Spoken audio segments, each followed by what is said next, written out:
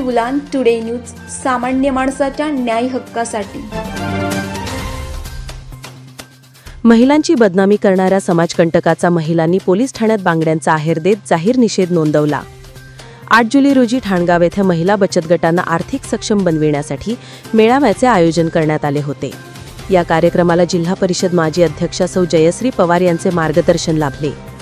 मेळाव्यानंतर आमदार नितीन पवार यांच्या पत्नी व 150हून अधिक महिला भगिनींनी म्युताज धबधबा या पर्यटनस्थळी भेट दिली असता कळवण तालुक्यातील काही मध्यधुंद तरुणांनी महिलांशी अश्लील वर्तन करत शिवीगाळ केली। कार्यकर्त्यांनी शांततेत समज देण्याचा प्रयत्न केला, पण त्या तरुणांनी कार्यकर्त्यांशी देखील गैरवर्तन केल्यामुळे त्यांना चोप देत पोलिसांच्या ताब्यात देण्यात आले।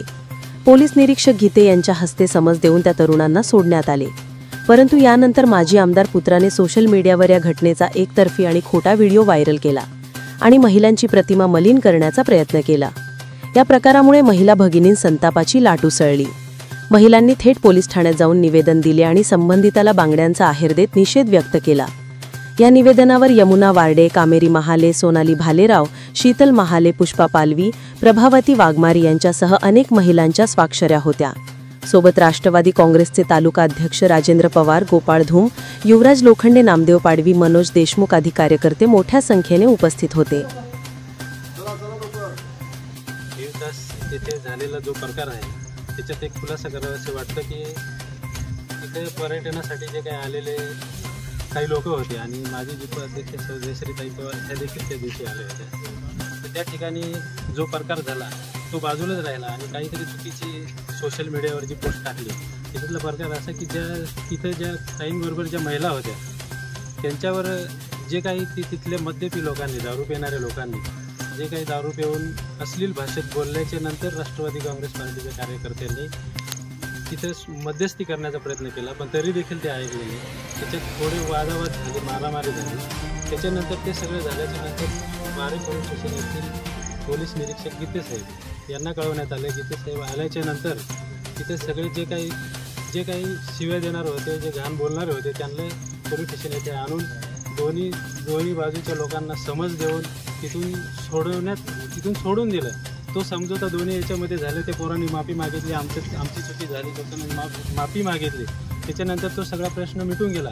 त्याच्यानंतर काही राजकारणी, काही ज्यांना राजकारणाची पोळी भाजून घ्यायची होती, अशा नालायक प्रवृत्तीच्या लोकांनी तो व्हिडिओ कुठून तरी शोधून आणि सोशल मीडियावर टाकून आणि खाली काहीतरी पोस्ट टाकून विनाकारण माजी जिल्हा परिषद अध्यक्ष सौ जयश्री पवार यांना टार्गेट करून काहीतरी चुकीचं खाली मेसेज टाईप करून तो मेसेजमध्ये असा उल्लेख करण्यात आला की ह्या तालुक्यात विकास कामं काही प्रश्न विचारले, असा कुठलाही प्रकार झाला नाही। इथं सौ जयश्री पवार यांना काही लोकांनी शिवे दिले, असाही कुठला प्रकार झाला नाही।